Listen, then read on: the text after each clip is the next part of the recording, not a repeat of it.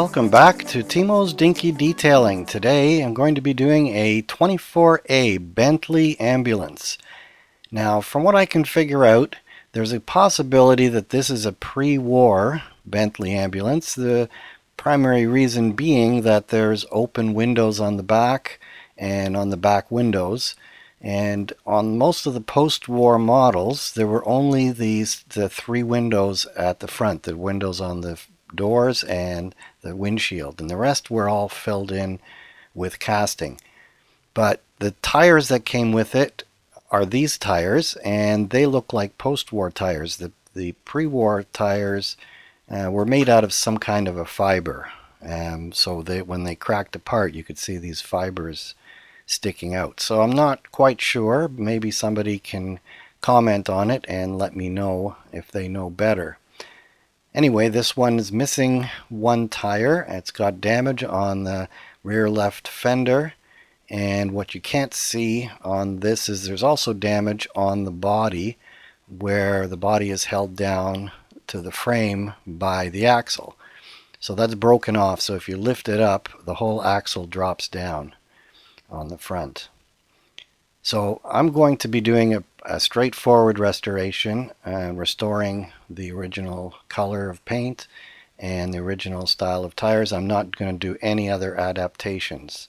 Now here you can see on the front that axle comes right up. There's supposed to be a loop like there is on the other side, and so I'm going to have to repair that.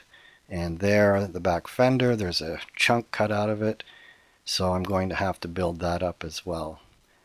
And if it's a pre-war toy, this is probably worth a lot if you can find the right buyer. But I'm going to restore it anyway because that's what I like to do.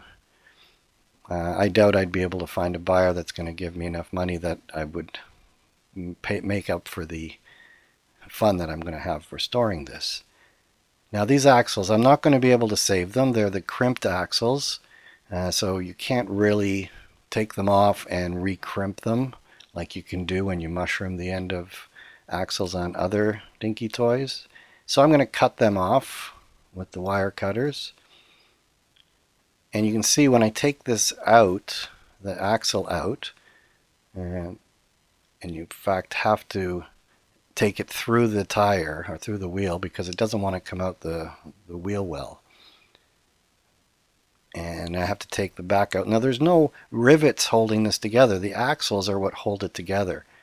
It goes through holes in the upper body and holes in the base, which includes the fenders, and that's what holds it all together. So when you take the axle out, that's the way you can take it apart. And it's kind of a tight squeeze, but off it comes. Other than the damage to the fender and to that one wheel hole, it's mostly just chipped up paint. This is pretty much what these models all look like. The paint gets chipped up pretty easily. It's a fairly simple model. There's not a huge amount of detail on it, and there you can see the broken part where the axle goes through. Now the front grille is kind of crimped on with like a butterfly effect. So I'm going to try and take that off so that I can paint it separately, because I kind of like it when you paint it separately. So already starting, I broke off camera, I broke a headlamp off, and I'm starting to think that I probably shouldn't even have tried to take this thing off.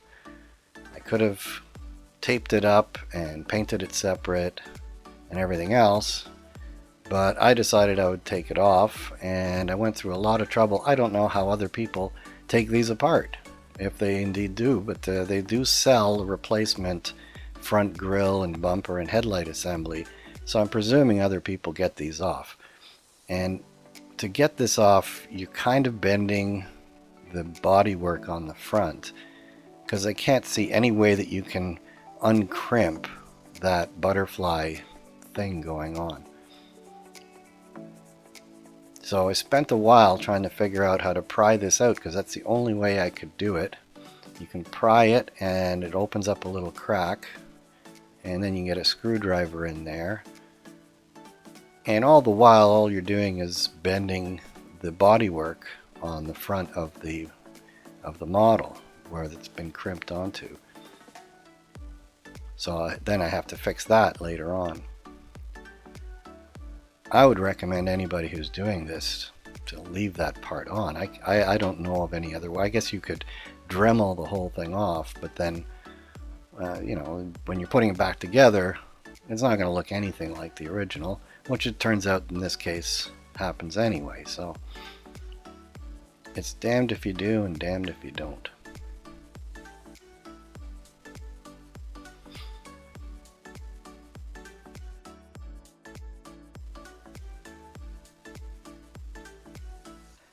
So I finally got the thing off. I've busted a lamp already, and I've bent out the front of the body. Now, first step is I could order a new front grille with brand new lamps and it would be all plated and looking beautiful. But then I'm going to have to wait a few weeks for the thing to come from the kingdom of Auixe. So instead, I've decided I'm going to try to repair it. Now the front, you can see it's kind of bowed out, so I'm going to have to do something about that before I put it all back together. And now we've got the tires, the 3 tires. So first one, that came off beautiful, nice and spongy still. Now there's 2 other ones. These are cracked and they're hard. So, okay, so that broke off. And we'll see about the next one. I've got 2 tires that I bought for an earlier model but didn't use. So I'm hoping I can rescue one of these other 2 tires. Okay, well, that's going to be a problem. So we'll see what we can do about that later on. And I got 1 spongy tire, and I know I've got 2 other ones that I can use on this model. So we go back to the grill. I'm going to, if you glue that thing back on, it's a tiny, tiny little thing, and the glue is not going to be strong enough. So I'm going to need to drill through this and put a little piece of wire going between the grill and the headlight. So this is tiny. This is one of my small, I think it's my smallest drill. It's the number 60 number drill. And I was surprised it fit in my 1/2-inch Jacobs chuck and clamped beautifully without a pin vise or anything. So now I've got a hole in the grill. Now I'm going to have to put a hole. There we go. I've got my piece of wire from a paper clip. I'm going to have to put a hole somehow in this tiny, tiny headlight. So I'm going to file it flat, and I've put some soft aluminum jaws in my milling machine vise and go with the center drill, and here with my number 60 drill, and drill it at the angle so that the wire is going to come through and hold it in place. Blow off the swarf, and I've got it going in there. The hole breaks out on the side. I don't think that's going to matter because it's round at the end and it drills right into the main body. So that's going to work.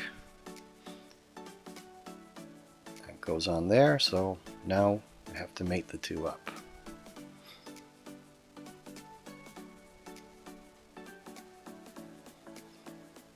Now to hold these together, I'm going to use a trick I learned from Marty, and I've seen other people doing it, and that's to put the super glue and then the baking soda.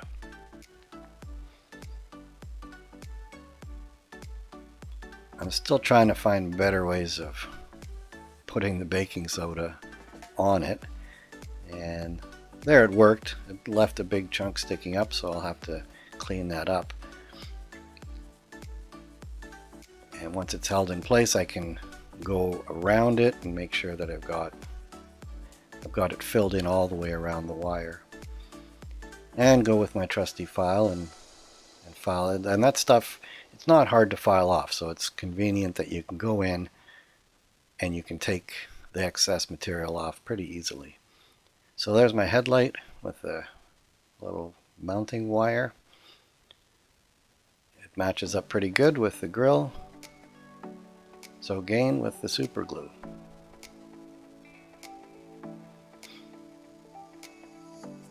This super glue is not fancy, it's just the stuff I get from the dollar store.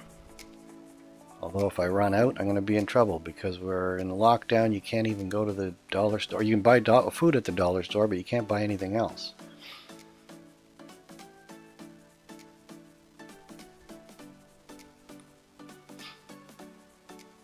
So again, I go around, I fill in all the gaps where I drilled the hole.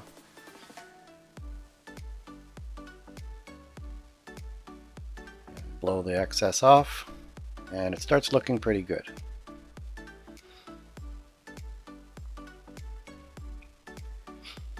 So let's see how it's going to fit back on, and it looks like it's probably going to work fine. So now I'm going to match the original paint, and so I've got these three colors, the white, the yellow, and the tan. And it's going to be mostly white. It's a very light color, cream color. So add a little bit of yellow first, and it's too yellowy, but I do have that tan. And I stick it on there, and it's obviously way too light, and it's too yellowy. So we'll go in with a bit of the tan, still way too light. Let's put more.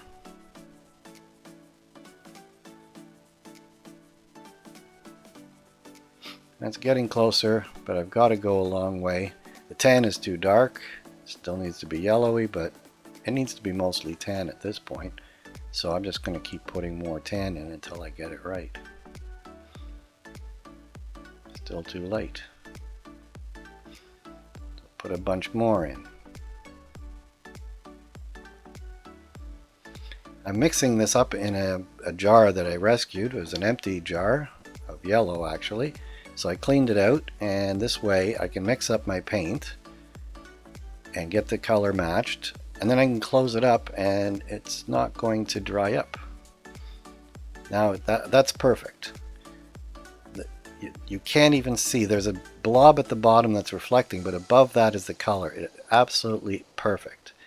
So now I go in with my Mr. Hobby plain thinner, and then my Mr. Hobby leveling thinner, which is the thinner that dries slower so that you can get a coat and it will dry slowly so that it has a chance to smooth out and be shiny, because I want to have this thing look like it's fresh from the factory. So now I'm getting ready to strip the paint. So I've got these all on my clamps and a small plastic container, and I'm going to be using caustic soda to take the paint off. And as a bonus, it's going to clean the paint off of my hemostats, because from the last project they've got paint all over them.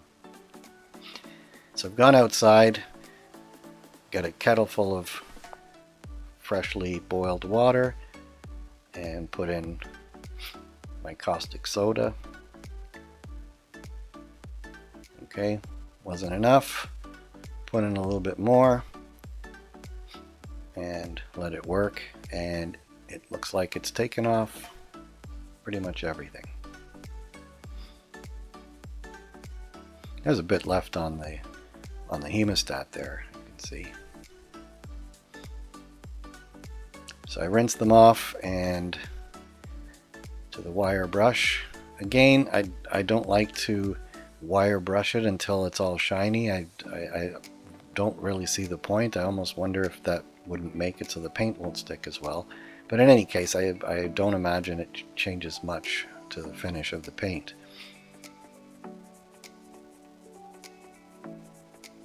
And I don't like the sound of the Dremel tool. It's It's very annoying, annoys everybody in the house. So there's my stripped parts, and I'm gonna have to repair this little bit and the little bit on this back fender.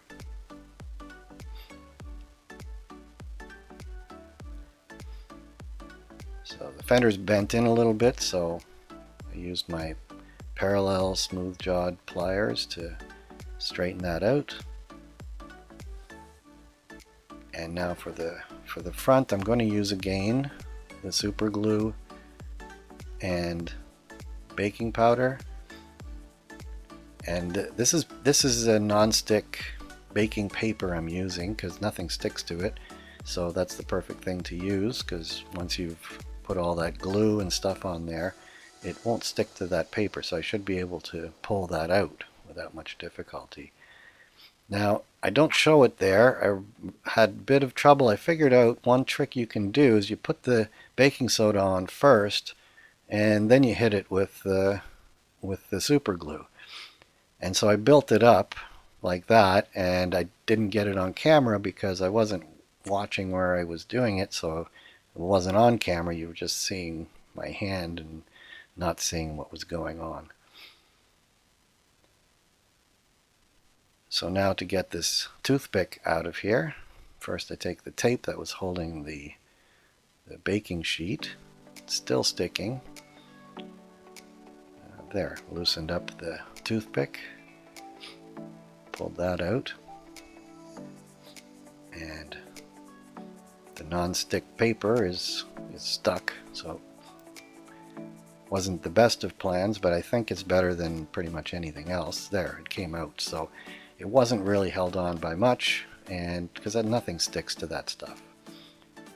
So then I just file it up to clean it up to the surface of the model, and then shape it to the right shape.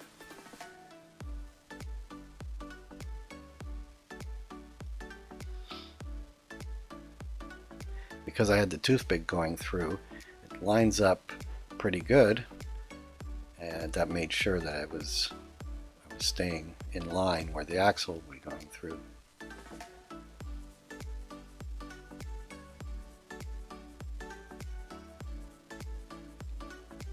So a bit of fiddly filing, a little more than I showed there. And there, my axle fits through first try.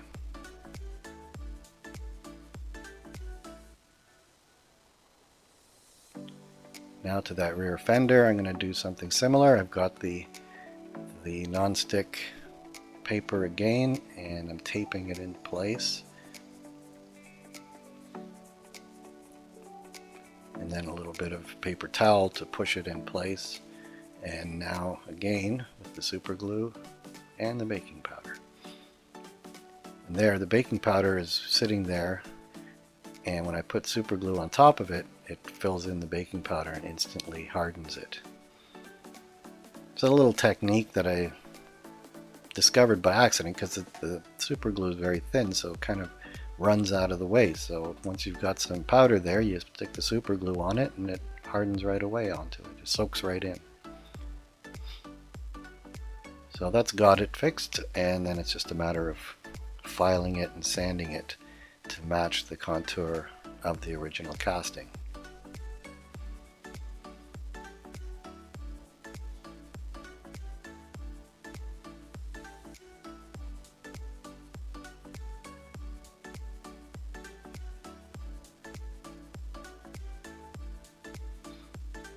In the end, once it's painted, you can't see that anything was done there. Now the casting has a flaw at the front window, and wasn't too happy with it, and I thought it's not a bad thing that I can fix up a little bit. So I tried first filing it, and I realized that maybe a little bit too much work to file it right down. So I go to the glazing putty and put a coat there, and then I can sand that down and file it down to make it look a little bit more even.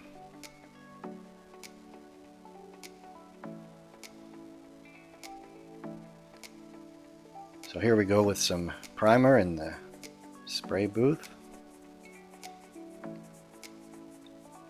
This is a white primer, and here I just go straight on with the self-priming satin black paint for the fenders and the base. That's pretty straightforward. Now I brought out the Dremel tool to see if I could get some of this grayness off of it. There's no or very little plating left, and this thing I had safety glasses on, and I had little bits of stuff flying straight into the safety glasses, and it didn't really make much of an impression on it. So I realized I'm not going to be able to polish it up. So I've taken super glue and glued it to a stirring stick so that I can get it into the paint booth and maneuver it. And here's a coat of primer. This is gray Tamiya primer, which is just beautiful stuff. I did a little repair again, and now I go on with the super chrome Molotow marker, and it doesn't get into all the corners, so I've got to resort to getting it out of the pen and use the fine brush to paint it all up. This is actually the perfect application for this chrome paint because it winds up looking exactly like a brand new plated part. So I'm pretty pleased with the result. So now into the paint booth, and I've got my paint from way long time ago, and airbrush it onto the body. I'm not moving that fast, I've got it speeded up. You can see I'm stopping here and I'm adjusting the needle so that I get a little bit more. There you can see at normal speed, the speed I'm painting it at.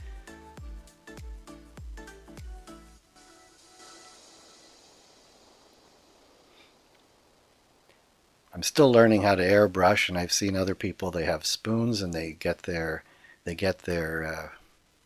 airbrush set up by painting a spoon, and so I probably should do that, but I didn't want to waste a lot of paint on something else, and then I might run out.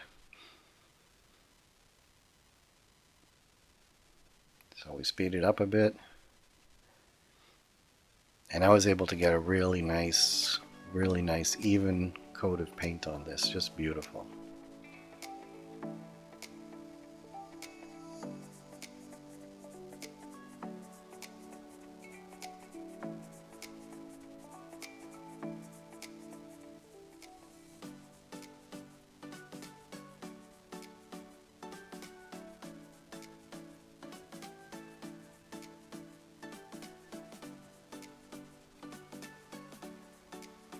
So there we have it, and painting the only detail, which is the cross. I went to a lot of trouble trying to get that cross done well. I did a little better on the right side than on the left, and later on it got blurred a little bit anyway because when I painted a gloss coat at the end, you'll see it actually caused the paint to run a little bit. But I figure the thing probably came out of the factory, hand painted, and wasn't necessarily the best. And the samples you see now are worn down, so you can't even tell how good they were at the beginning. Looks pretty good there. Unfortunately, the gloss coat, which I'm putting on now, dissolved the paint a little bit. This is Mr. Hobby Super Clear, which is really terrific. Unfortunately, it moved the cross paint a little bit, but in the end I left it as it was.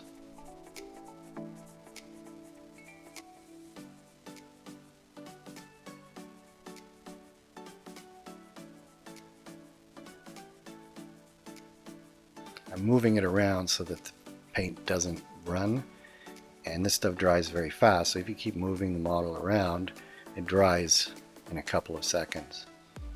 So same thing, gloss coat onto the base and fenders.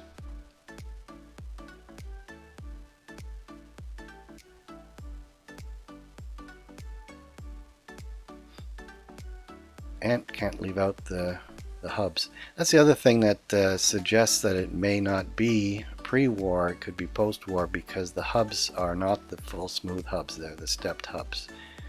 So possibly it's post-war, but it's very unusual that it has all those windows. So I used a little epoxy to glue the front on, and then I have to take that stick off later on. And I'm going to replace the axles with these pop rivet shafts.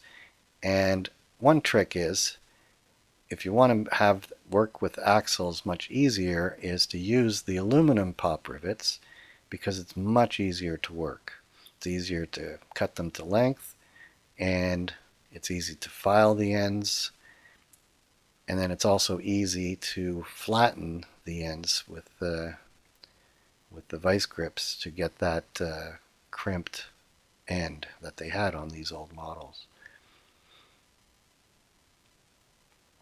Now I'm filing a curve on the end so that when you flatten, I'm flattening it so that the curve stays flat. And here was a pair of cheapo vice grips I bought for this purpose. I filed down the jaws so I would get this nice flat crimp that doesn't want to focus. But it came out beautifully, and so I'm really happy about that. So now we go back to the tires. I've got my 2 new tires and the 1 original tire, and I've got pieces from the original ones, and this one fits together just nicely, so I'm going to glue it together. Again, I could order these, but it's a quickie model. I don't want to wait months for the parts to come, and so if I just glue it, this is the thicker super glue. If I glue it together, it should look pretty good. I mean, the models mostly have cracks in the wheels anyway, so you'll see a crack there, but you won't think anything of it because it's an old toy. That's my story, and I'm sticking to it.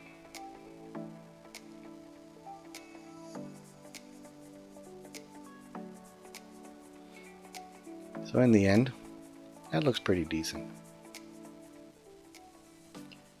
Now I put the hubs onto an axle because it gives you a little bit of leverage when putting these wheels back on. These ones really aren't that difficult to put on, but it's just easier to handle the hub. This one gave me a bit of trouble.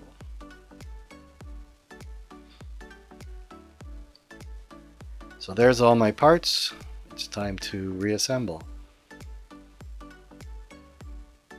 Now it's surprisingly difficult to get this base to fit on without scratching everything all apart.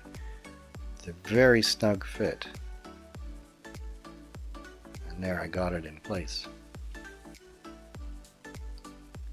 Now I discovered that you can't put that axle in and then put the tires on, or the wheels on. You have to put the wheels inside the wheel wells and then push the axle through. So there you can see there's a little curve on the end, and I oriented it so that when I put the vice grips on, it'll leave a nice curved end on the crimp. But to loosen it off, I have to put pliers on it and rip it open, and you can see the model flew away from the vice grips when they sprung open. I think I have to buy better quality vice grips that won't open suddenly like that. It'll be a little bit more forgiving. You can see what happens here. You've got pliers to open the thing, and poof, flies across the bench. Fortunately, I put a piece of paper towel around it so that it wouldn't go bouncing into other tools and stuff. So here's a reminder of what we started with. It's a well played with toy. The paint is all scratched up, wheel missing, a broken axle support, and a damaged rear left fender. It's in need of a little tender loving care. So let's have a look at what it looks like now. There's a big change. Mostly because of the chipped paint being gone, the thing looks a lot smoother. It looks like a brand new toy now, like it came straight from the factory. The tires look great. I didn't really do anything to the tires. Even the one original one that's still there, or actually the others, there's two originals, aren't there? The one I glued together and the other one on the back that's original, they look like they might as well be new. The front ones are both brand new, replacement tires. I think the front grille looks fabulous. I I think if I bought the plated one, it wouldn't look any different. It came out beautiful even though I broke that light, and I had to put a little work, but I think it was worth it. So I hope you enjoyed this episode of Timo's Dinky Detailing. Had a lot of fun doing this toy, and I hope you had fun watching it.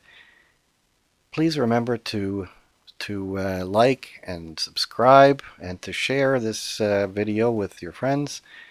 I think a lot of people would enjoy it. It's relaxing to watch one of these restorations, and all of those likes and subscriptions. Uh, they make me feel good, make me want to do more models. So please do so. So until next time, we'll be seeing you.